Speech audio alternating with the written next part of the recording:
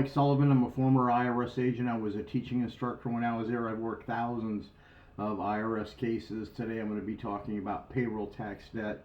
I've written a best-selling book on Amazon called IRS Settlements and Exposing the Secrets for Them. I don't pawn the books on you, don't worry.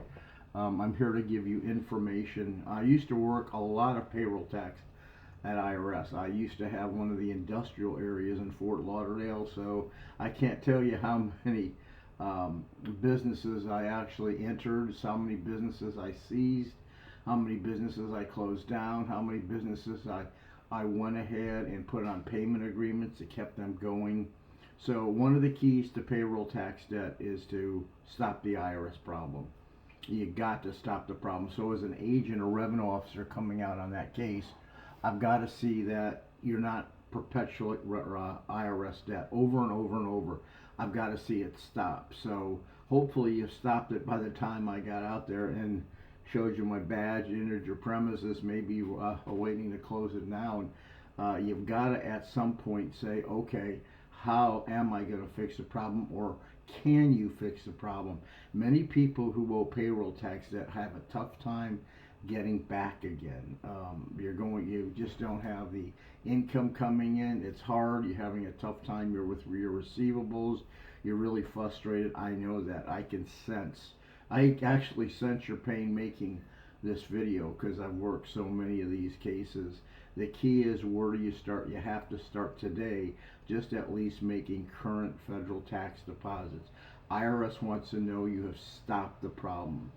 Then next, IRS wants to know you filed all your returns. Those are nice two little feathers to put in your cap. So IRS, it appears that you want to stop everything that's going on and you're ready to move forward with your case. So you're not perpetuating debt. You filed all your returns. Now you're waiting for IRS to settle with you. What's going to do that? My dog's going to want an appearance fee.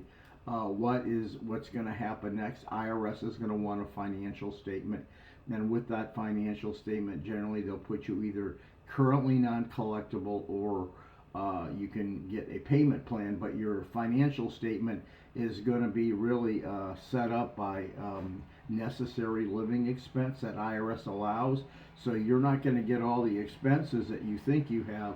IRS is going to look really tight at that financial statement to make a determination what they think is fair, and it's called the National Standard Program. If you want to find out what that is, Google IRS National Standard Program. It's what the Department of Labor comes and says is fair.